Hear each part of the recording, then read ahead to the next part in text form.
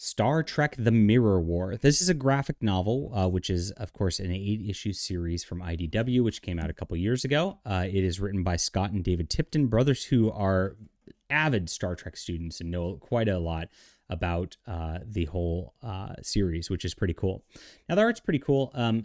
I would say that it's interesting, and it's got a lot of background detail to it, and some good points to it, as you can see here. It's got kind of like a almost like painted sort of color scheme to it as well. It does get a little old after a while. Something about this like kind of grates on the eyes by 8 issues in, to where I feel like it's just a little tough by that point. But it does start out pretty nice, and it is consistent all the way through, so I can't complain too much about it. So we're in a mirror universe, and it's the Next Generation mirror universe. So the Next Generation really did not have a lot of mirror universe interaction in the actual series. I don't like mirror universe stories as a rule. I think it's kind of played out overall, and I kind of get annoyed by it when I see it on a Star Trek series, to be honest.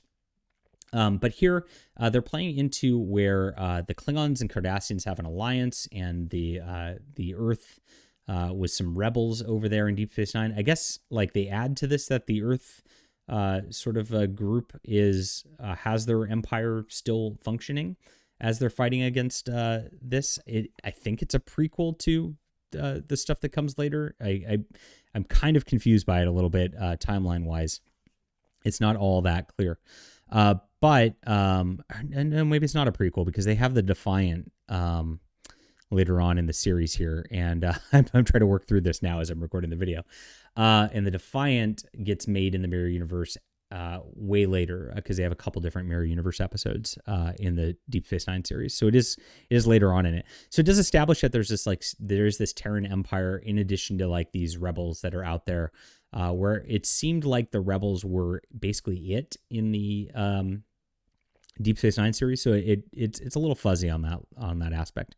Now Picard is tasked to like go out there with the Enterprise and like build this new fleet of ships to go out there, and so Picard is building this, and he's running up against a traitorous plot from the inside.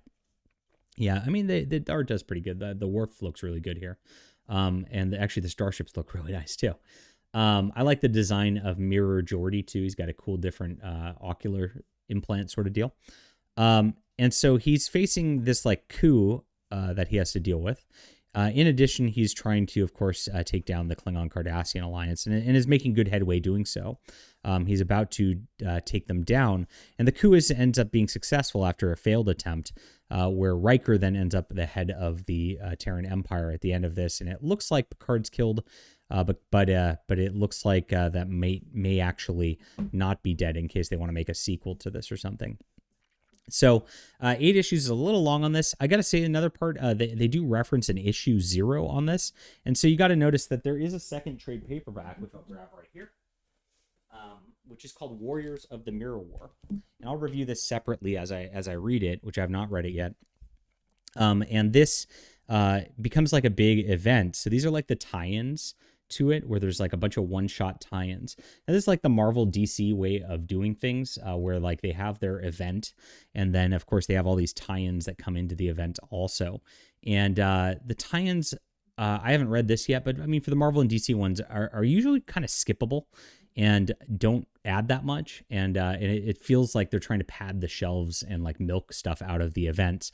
So I hope they're not starting down this path with Star Trek. I kind of think they are, because they've got that Day of Blood event going on now. But gosh, it's a bad business model, and it's just not fun for fans to have to like get these like one shots that like really don't add a lot to things. So we'll see if that's the case here when I get to reviewing it. But do know that like in order to get the entire scope of the event, I guess you need this as well to read it. Okay, so it was decent enough of a read. I'll call it a 7 out of 10 overall. And that is the Mirror War. So hit the like and subscribe button. Leave a comment down below with what you think, and we'll be back soon.